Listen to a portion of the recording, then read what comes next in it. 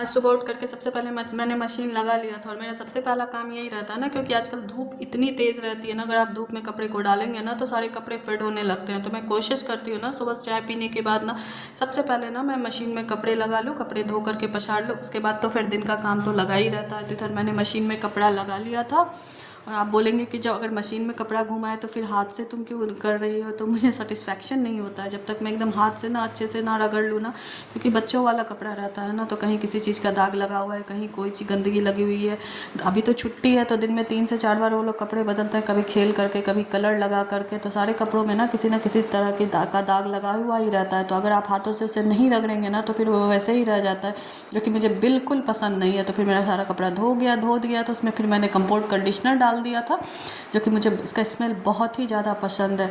और फिर मैंने ड्रायर में डाल करके ना इधर मैंने अपनी बेटी को पढ़ने के लिए बैठाया हुआ था, जो कि पढ़ नहीं रही थी, टाइम पास कर रही थी। ये देखिए मैंने उसे होमवर्क दे करके गई थी, जो तब तक तुम ये करो तब तक मैं उधर ना तो कर लेती हूँ काम। और ये देखिए मेरे एब्सेंस में वो क्या कर रही है, और जब मैं आऊँगी और पूछूंगी ना जो क्यों नहीं करी तो बोलेगी समझ में नहीं आ रहा था, जबकि ऐसा कुछ बात नहीं है, उसको सारा कुछ समझ में आता है, बस टाइम पास करना होता है। तो फिर वो जो नहीं उसको समझ में आ रहा था, मैंने बैठ करके उसको समझाया।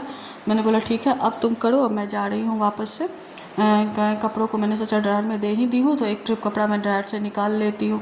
और इधर जो छुट्टियाँ है ना तो मैं कोशिश करती हूँ जो पार्ट वीक है उसका उस पर मैं फोकस करूँ। तो फिर मैंने सोचा चलो थोड़ी देर मैथ करवा देती हूँ, तो वही मैथ से लेकर के मैं बैठाई हूँ। नहीं तो अगर आप छोड़ देंगे ना तो बच्चों को जो भी आपने करवाया हुआ है ना तो वो भूल जाते हैं बच्चे।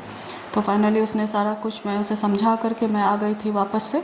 कपड़े को ड्रायर से निकालने के लिए सोचा एक ट्रिप निकाल करके ड्रायर से, उसके बाद फिर मैं पसार दूँगी, तब तक जो रेस्ट बचा हुआ है मशीन में वो मैं डाल करके छोड़ दूँगी। और फिर मुझे खाने का आज प्रिपरेशन भी करना था, क्योंकि मेरी मेड नहीं आज आने वाली, तो उसने फ़ोन करके बोल दिया था जो भाभी मैं ना आज नहीं आ पाऊँगी, मेरा तबीयत कुछ हेल्थ इश्यूज़ को था, जो मेरा तबीयत ख़राब है। तो मैंने भी सोचा ठीक है छुट्टी, हम आप थकते हैं वो नहीं थकती हैं क्या, तो मैंने कोई इशू नहीं बना, मैंने बोला ठीक है जब तुम ठीक हो जाओ तभी तुम आना।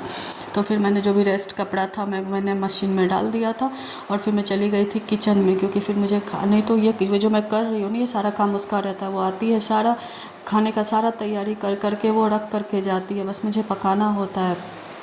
तो मैंने सोचा चलो तब तक उधर कपड़े सूख जाएंगे तो मैं इधर सारा कुछ काट वाट कर रख सकती हूँ, फिर मैं नहा करके आऊँगी किचन में और फिर मुझे जो बनाना होगा वो मैं बना लूँगी। तो मैंने सारा प्याज टमाटर खीरे का रायता के लिए भी खीरा मैंने छील लिया था, सलाद के लिए प्याज खीरा सब कुछ छील करके सब्जी वब्जी काट करके मैंने रख दिया था।